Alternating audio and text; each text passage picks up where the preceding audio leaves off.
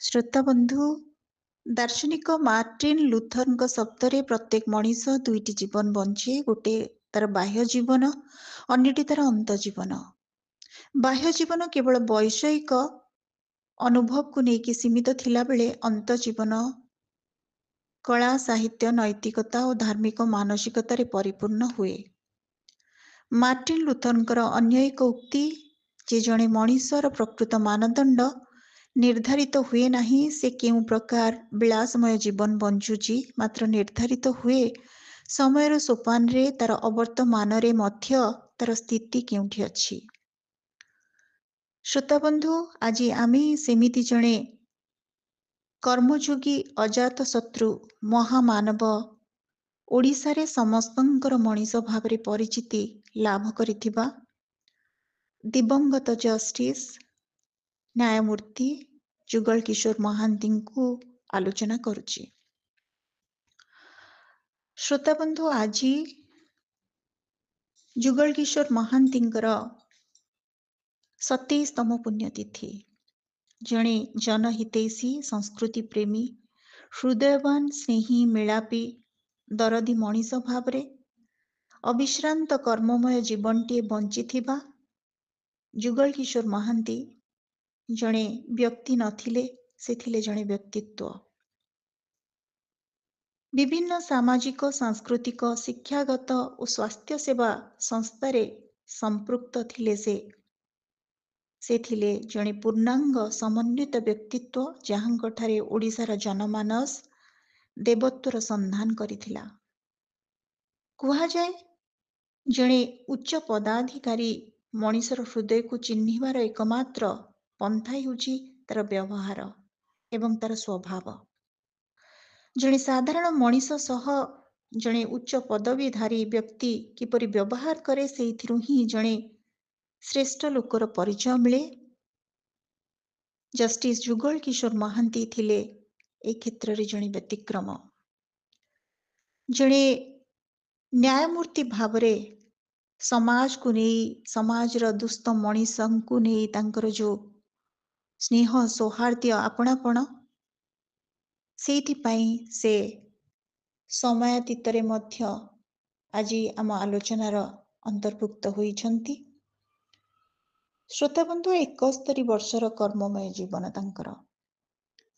ଯଦି ଆମେ ଦେଖିବା ତାହେଲେ 1927 ମସିହା ପବିତ୍ର ରାମନବମୀରେ କଟକ ଜିଲ୍ଲାର ସାଲେପୁର ଥାନା ଅନ୍ତର୍ଗତ ତେନ୍ତୁଲ କାଠାହାର ଗ୍ରାମରେ ପିତା ଗଣେଶ୍ୱର ମହାନ୍ତି, ମାତା ମୋତାମଣି ଦେଈଙ୍କ କୋଳ ମଣ୍ଡନ କରି ଏକ ସମ୍ଭ୍ରାନ୍ତ ପରିବାରରେ ସେ ଭୂମିଷ୍ଠ ହୋଇଥିଲେ ଏବଂ ସେ ଥିଲେ ତାଙ୍କ ଘରର ସବା ସାନ ପୁଅ।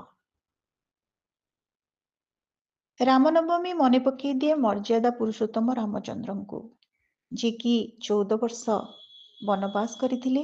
ଅନୁରୂପ ଭାବରେ ଯୁଗଳ କିଶୋର ମଧ୍ୟ ମାତ୍ର 14 ବର୍ଷ ବୟସରେ ମାତୃ ସ୍ନେହରୁ ବଞ୍ଚିତ ହୋଇଥିଲେ, ଅର୍ଥାତ୍ ମାତୃହରା ହୋଇଥିଲେ। 1941 ମସିହାରେ ରେଭେନ୍ସା କଲେଜିଏଟ୍ ସ୍କୁଲରୁ ସେ ମ୍ୟାଟ୍ରିକ୍ ପାସ୍ କରିଥିଲେ। ରେଭେନ୍ସା କଲେଜରୁ ତାପରେ BSc। 1951 ମସିହାରେ ମଧୁସୂଦନ ଆଇନ ମହାବିଦ୍ୟାଳୟରୁ ସେ ଆଇନରେ ଉତ୍ତୀର୍ଣ୍ଣ ହୋଇଥିଲେ। 1953ରେ ଓଡ଼ିଶା ହାଇକୋର୍ଟରେ ଆଇନରେ ଯୋଗଦାନ କରିଥିଲେ। ଓଡ଼ିଶା ହାଇକୋର୍ଟର ବାର୍ ଆସୋସିଏସନର ସମ୍ପାଦକ ଭାବରେ 10 ବର୍ଷ କାର୍ଯ୍ୟ ତୁଲାଇଥିଲେ।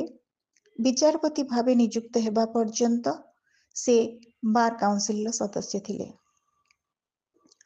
1978 ମସିହା ଜୁଲାଇ 12ରେ ଓଡ଼ିଶା ହାଇକୋର୍ଟର ଅତିରିକ୍ତ ବିଚାରପତି ରୂପେ ସେ ନିଯୁକ୍ତି ପାଇଥିଲେ। 1986 ମସିହା ଜାନୁଆରୀ 21ରେ ମୁଖ୍ୟ ବିଚାରପତି ପଦବୀକୁ ସେ ଉନ୍ନୀତ ହୋଇ ସିକିମ ହାଇକୋର୍ଟରେ ମୁଖ୍ୟ ବିଚାରପତି ଆସନ ଅଳଙ୍କୃତ କରିଥିଲେ। ସେ ହେଉଛନ୍ତି ପ୍ରଥମ ଓଡ଼ିଆ ଯିଏକି ଓଡ଼ିଶା ବାହାରେ ମୁଖ୍ୟ ବିଚାରପତି ଭାବେ ନିଯୁକ୍ତି ପାଇବାର ଗୌରବ ଅର୍ଜନ କରିଛନ୍ତି। 1989 ମସିହା ଜାନୁଆରୀ 5 ତାରିଖରେ ସେ ତାଙ୍କ ପଦବୀରୁ ଅବସର ଗ୍ରହଣ କରି କଟକ ଡଗରପଡ଼ା ସ୍ଥିତ ବାସଭବନରେ ରହି ନିଜ ସମଗ୍ର ଜୀବନକୁ ଜନସମାଜର କଲ୍ୟାଣରେ ଉତ୍ସର୍ଗ କରିଥିଲେ ଜଷ୍ଟିସ୍ ଯୁଗଳ କିଶୋର ମହାନ୍ତି। 1995 ମସିହାରୁ ଜଷ୍ଟିସ୍ ମହାନ୍ତି ଖବର ବିଚାର ସାପ୍ତାହିକ ସମ୍ବାଦପତ୍ର ପ୍ରତିଷ୍ଠା କରିବା ସହ ସମ୍ପାଦନା କରି ଆସୁଥିଲେ। ଶତ ଶତ ଅନୁଷ୍ଠାନର ପରାମର୍ଶଦାତା ପୃଷ୍ଠପୋଷକ ଭାବରେ କର୍ମକର୍ତ୍ତା ଭାବରେ ସେ ସ୍ମରଣୀୟ। ଜଷ୍ଟିସ୍ ମହାନ୍ତି ଉତ୍କଳ ପାଠକ ସଂସଦ, ଉତ୍କଳ ସଙ୍ଗୀତ ସମାଜ, ହାସ୍ୟ ବିକାଶ କେନ୍ଦ୍ର, ବିନୋଦ କାନୁନଗୋ ସ୍ମୃତି ସଂସଦ, ରାଧାନାଥ ରଥ ଜୟନ୍ତୀ କମିଟି, ସାଲେପୁର କଲେଜ, ସାଲେପୁର ମହିଳା କଲେଜ, ସାଲେପୁର ଇଂରାଜୀ medium school, Salepur pharmacy college ପ୍ରଭୃତି ଅନୁଷ୍ଠାନରେ ସଭାପତି ଥିଲେ। ଉତ୍କଳ ସମ୍ମିଳନୀ, ଉତ୍କଳ ସାହିତ୍ୟ ସମାଜ, ପ୍ରଜାତନ୍ତ୍ର ପ୍ରଚାର ସମିତି, ସର୍ଦ୍ଦାର ବଲ୍ଲଭ ଭାଇ ପଟେଲ ସ୍ମୃତି କମିଟିର କର୍ମକର୍ତ୍ତା ରୂପେ ସେ ସ୍ମରଣୀୟ। ସିକିମରେ ରହୁଥିବା ବେଳେ ସେଠାକାର ଓଡ଼ିଆଙ୍କୁ ସଂଗଠିତ କରାଇ ଗ୍ୟାଙ୍ଗଟକ୍ ଠାରେ ଶ୍ରୀ ଜଗନ୍ନାଥ ସଂସ୍କୃତିର ପ୍ରଚାର ପ୍ରସାର ନିମିତ୍ତ ସେଠାରେ ସେ ରଥଯାତ୍ରା ମଧ୍ୟ ଆୟୋଜନ କରିଥିଲେ। ଗ୍ରାମାଞ୍ଚଳ ଠାରୁ ଆରମ୍ଭ କରି ସହରାଞ୍ଚଳ ପର୍ଯ୍ୟନ୍ତ ଛାତ୍ରଛାତ୍ରୀମାନଙ୍କୁ କମ୍ପ୍ୟୁଟର ଶିକ୍ଷା ପ୍ରଦାନ କରିବା ପାଇଁ ସଦା ସର୍ବଦା କର୍ମତତ୍ପର ଥିଲେ ଜଷ୍ଟିସ୍ ମହାନ୍ତି। ସେଥିପାଇଁ ଓଡ଼ିଶା କମ୍ପ୍ୟୁଟର ସୋସାଇଟି ଓ କମ୍ପ୍ୟୁଟର ଏକାଡେମୀ ମଧ୍ୟ ସେ ପ୍ରତିଷ୍ଠା କରିଛନ୍ତି। ସମାଜ, ପ୍ରଜାତନ୍ତ୍ର ପ୍ରଭୃତି ବହୁ ସମ୍ବାଦପତ୍ରର ସାଂସ୍କୃତିକ ଉତ୍ସବରେ ସେ ବିଭିନ୍ନ କାର୍ଯ୍ୟରେ ଅତିଥି ଭାବରେ ଯୋଗଦାନ କରୁଥିଲେ। ଗ୍ରାମାଞ୍ଚଳ ଓ ପଲ୍ଲୀ ଅଞ୍ଚଳର ବିକାଶ ପାଇଁ ତାଙ୍କର ପ୍ରତ୍ୟେକଟି ପଦକ୍ଷେପ ଉତ୍ସର୍ଗୀକୃତ ଥିଲା। ସେ ଅନେକ ସ୍ୱେଚ୍ଛାସେବୀ ଅନୁଷ୍ଠାନ ସହିତ ମଧ୍ୟ ସମ୍ପୃକ୍ତ ଥିଲେ। ତେବେ ତାଙ୍କ ଭିତରେ ଗାଁ ଠାକୁରାଣୀଙ୍କୁ ନେଇକି ଏକ ଆଧ୍ୟାତ୍ମିକ ଉପଲବ୍ଧି ସବୁ ମୁହୂର୍ତ୍ତରେ ତାଙ୍କୁ ଆଚ୍ଛନ୍ନ କରି ରଖିଥାଏ ଏବଂ ଗାଁ ମହାପୁରୁଷ ଗାଦି ଗୋସେଇଁଙ୍କ ସମ୍ପର୍କରେ ସେ କହନ୍ତି, ମହାପୁରୁଷ ଗାଦି ଗୋସେଇଁ ଅର୍ଥାତ୍ ସାହାଡ଼ା ଗଛ ମୂଳେ ଥିବା ଏକ ଉଇ ହୁଙ୍କା। ଏହି ମହାପୁରୁଷ ନଈକୂଳରେ ଥିଲେ, ବନ୍ୟା ଜଳରେ ଭାସିଯିବେ ବୋଲି ସେଠାରୁ ଆଣି ଏଠାରେ ସ୍ଥାପନା କରିଛୁ। 1999ରେ ଅବସର ପରବର୍ତ୍ତୀ ଜୀବନ ସମ୍ପର୍କରେ ଭାରତର ନ୍ୟାୟମୂର୍ତ୍ତି ରଘୁନାଥ ମିଶ୍ର ଜଷ୍ଟିସ୍ ଯୁଗଳ କିଶୋର ମହାନ୍ତିଙ୍କ ସମ୍ପର୍କରେ କହନ୍ତି, I never noticed any unpleasant behavior as a colleague. He had a jovial mood, a smiling face and a cool temper, all congenial to abiding friendship. He settled down at Cuttack when he retired in January 1989. Soon he became a part of Cuttack's social life. One can find him in every important event. He had realized that after retirement, he had still enough to give to the community. ଜନ୍ମ ପରେ ଜୀବନ, ଅବସର ପରେ ଜୀବନ, ମୃତ୍ୟୁ ପରେ ଜୀବନ, এই ତିନିଟି ଜୀବନକୁ ଅତି ପରିପୂର୍ଣ୍ଣ ଢଙ୍ଗରେ ଶୈଳୀରେ ବଞ୍ଚିଥିଲେ ଜଷ୍ଟିସ୍ ଯୁଗଳ କିଶୋର ମହାନ୍ତି। ରାଜ୍ୟରେ 100ରୁ ଉର୍ଦ୍ଧ୍ୱ ସାମାଜିକ ଅନୁଷ୍ଠାନ ସହିତ ସମ୍ପୃକ୍ତ ଥିଲେ ଏବଂ ତାଙ୍କର ଏକମାତ୍ର ଉଦ୍ଦେଶ୍ୟ ଥିଲା ସଂସ୍କାର ଏବଂ ସମସ୍ୟାର ସମାଧାନ। ଜଷ୍ଟିସ୍ ଯୁଗଳ କିଶୋର ମହାନ୍ତି ଜୀବନକୁ ବୁଝୁଥିଲେ ଈର୍ଷା, ଦ୍ୱେଷ, ଅହଙ୍କାରର ଊର୍ଦ୍ଧ୍ୱରେ ଅନେକ ସୁଗୁଣର ଅଧିକାରୀ ଥିଲେ। ସେ ଥିଲେ ମିଷ୍ଟଭାଷୀ, ସାର୍ବଜନୀନ ମୈତ୍ରୀ ଭାବନାକୁ ଧାରଣ କରୁଥିବା ଅଦ୍ଭୁତ ବ୍ୟକ୍ତିତ୍ୱ। ଏକାଧାରରେ ସେ ଥିଲେ ଜଣେ ଓକିଲ, ଜଣେ ବିଚାରପତି, ଜଣେ ପ୍ରଧାନ ବିଚାରପତି, ଜଣେ ବରିଷ୍ଠ ରାଜନୀତିଜ୍ଞ ଏବଂ ଜଣେ ସମ୍ପାଦକ ଓ ସାରସ୍ୱତ ସାଧକ। ବରିଷ୍ଠ ରାଜନୀତିଜ୍ଞ ଜାନକୀ ବଲ୍ଲଭ ପଟ୍ଟନାୟକଙ୍କ ଶବ୍ଦରେ ଅବସର ଜୀବନ ଥିଲା କର୍ମବ୍ୟସ୍ତ। କଟକର ସାଧାରଣ ଜୀବନରେ ମୁଖ୍ୟ ଭୂମିକା ଗ୍ରହଣ କରିଥିଲେ। ଆରାମ ହାରାମ ହେର ନୀତି ବିଶ୍ୱାସୀ ଥିଲେ ଯୁଗଳ କିଶୋର ମହାନ୍ତି। ସାଂସ୍କୃତିକ ଅନୁଷ୍ଠାନ ପ୍ରତିଷ୍ଠା କରି ତାକୁ ଅତ୍ୟନ୍ତ ସକ୍ରିୟ ଓ କର୍ମମୁଖର କରିବା ସଙ୍ଗେ ସଙ୍ଗେ କଟକ ସହରର ଏପରି କୌଣସି ପ୍ରଧାନ ଉତ୍ସବ ଓ ଅନୁଷ୍ଠାନ ନଥିଲା ଯେଉଁଥିରେ କି ସେ ସଭାପତି ବା ପ୍ରଧାନ ଅତିଥି ରୂପେ ଯୋଗ ଦେଉନଥିଲେ। ତାଙ୍କର ଶ୍ୱଶୁର ରାଜକିଶୋର ଦାସଙ୍କ ଠାରୁ ଏ ଦିଗରେ ସେ ଅଧିକ କର୍ମଚଞ୍ଚଳ ଥିଲେ। ସାମାଜିକ ପ୍ରତିଷ୍ଠା ଅର୍ଜନ କରିଥିବା ଜଣେ ଅଣରାଜନୈତିକ ବ୍ୟକ୍ତିଙ୍କୁ ସାଧାରଣତଃ ଶିକ୍ଷା ସାଂସ୍କୃତିକ ଅନୁଷ୍ଠାନମାନେ ତାଙ୍କର ବିଭିନ୍ନ ଉତ୍ସବକୁ ଡାକିବାକୁ ଚାହାନ୍ତି, କିନ୍ତୁ ସେପରି ଲୋକଙ୍କର ଅଭାବ ସାଧାରଣ ଜୀବନରେ ଅନୁଭୂତ ହୁଏ। ଅତି ସାଧାରଣ ଘରେ ଜନ୍ମ ହୋଇ ସାଧାରଣ ଭାବରେ ପିଲାବେଳ କଟାଇ ଯେଉଁମାନେ କାଳକ୍ରମେ ଉଚ୍ଚ ପଦବୀରେ ଅଧିଷ୍ଠିତ ହୋଇଥାନ୍ତି, ତନ୍ମଧ୍ୟରୁ ଅତି ବିନମ୍ର, ନିଜକୁ ଅତି ସାଧାରଣ ମନେ କରୁଥିବା ବ୍ୟକ୍ତି ଥିଲେ ଜଷ୍ଟିସ ଯୁଗଳ କିଶୋର ମହାନ୍ତି। ଶ୍ରୋତାବନ୍ଧୁ, ଆଜି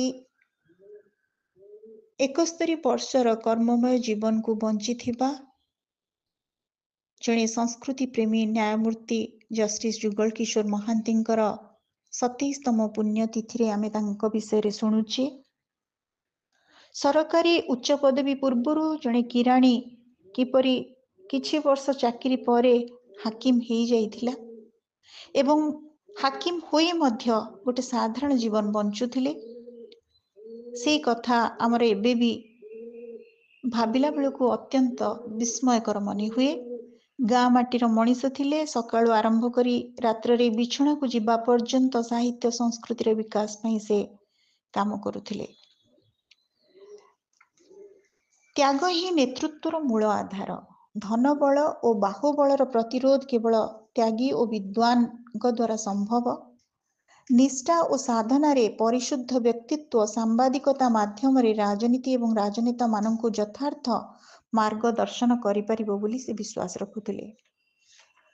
ଜଷ୍ଟିସ ଯୁଗଳ କିଶୋର ମହାନ୍ତି ସମ୍ବାଦପତ୍ର ମାଧ୍ୟମରେ ଗଣତନ୍ତ୍ରର ସୁରକ୍ଷା କରୁଥିଲେ, ଦୀନ ଦଳିତର ଦୁଃଖ ମୋଚନ କରୁଥିଲେ। ତୃଣମୂଳରୁ ସର୍ବୋଚ୍ଚ ଶାସନ ଯାଏ ସେ ଥିଲେ ଜଣେ ବନ୍ଧୁ ବତ୍ସଳ, ଅନାସକ୍ତ, ନିରଳସ ଜୀବନ ବଞ୍ଚୁଥିବା ବ୍ୟକ୍ତି। କୁହାଯାଏ ସେ ସର୍ବଦା ଓସାରିଆ ଧଡ଼ିଥିବା ଧୋତି ଏବଂ ଶ୍ଵେତ ପଞ୍ଜାବୀ ପରିଧାନ କରୁଥିଲେ। ଯୁଗଳ କିଶୋର ମହାନ୍ତି ଦୀର୍ଘ ବପୁଧାରୀ ଜଣେ ଶାନ୍ତ ଶିଷ୍ଟ ସ୍ୱଭାବର ସ୍ନେହୀ ସୌମ୍ୟ ପୁରୁଷ ଥିଲେ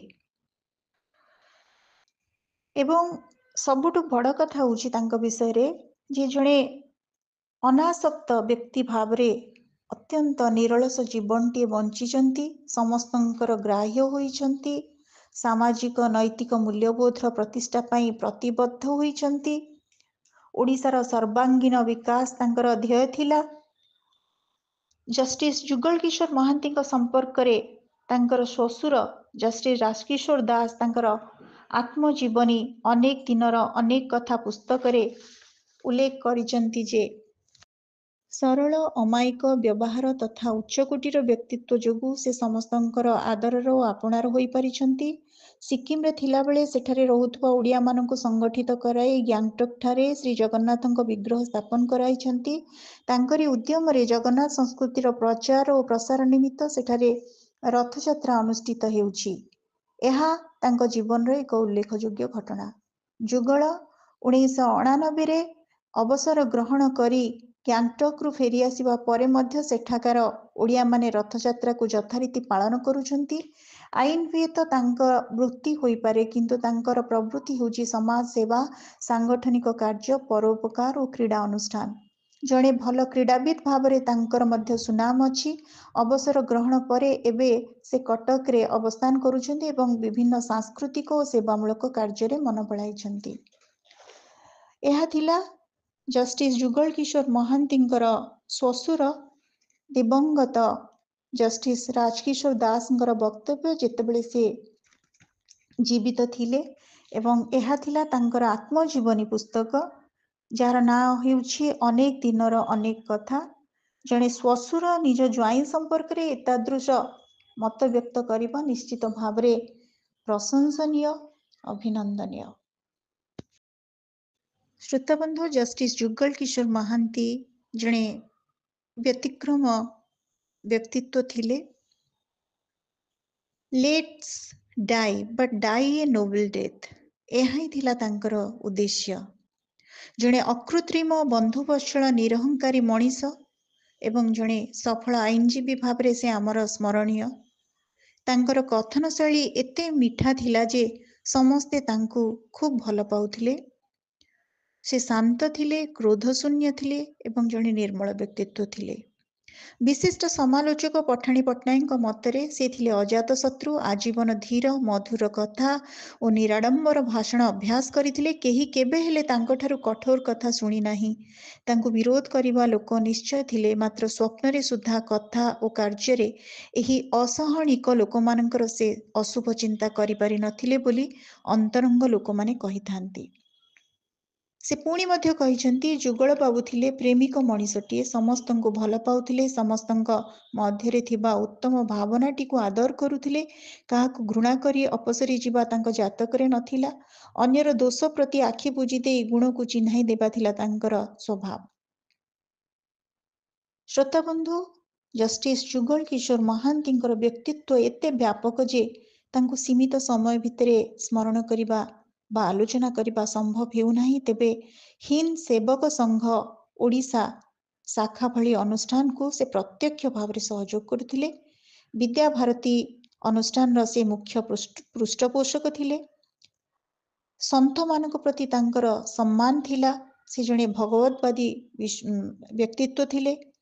निज स्त्री को प्रति तांकर अनुराग को से नलिनी देवी दातव्य जनहितकारी चिकित्सा अनुष्ठान भावरे प्रतिष्ठा करिसंती एवं चिकित्सा शिविर मध्य एथि निमंते बहु मात्रा से आयोजन करिसंती। एही अनुष्ठान पल्स पोलियो कार्यक्रम ठू आरंभ करी विभिन्न स्थान रे स्वास्थ्य सेवा शिविर करी साधारण लोकंक सेवा करिबारे नियोजित होउथिला।